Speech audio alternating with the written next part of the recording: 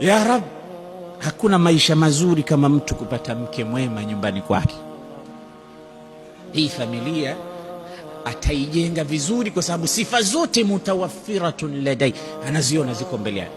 Na ndipo hapo unaona mwanamume kilichokuwa ghali anamfanyia mke wake, anamfanyia mke wake mustahil, kwa sababu yule mke yuko katika sifa zote zilizohitajika, mpaka watu wanageuka wanaambia jamaa katawaliwa kweli kweli.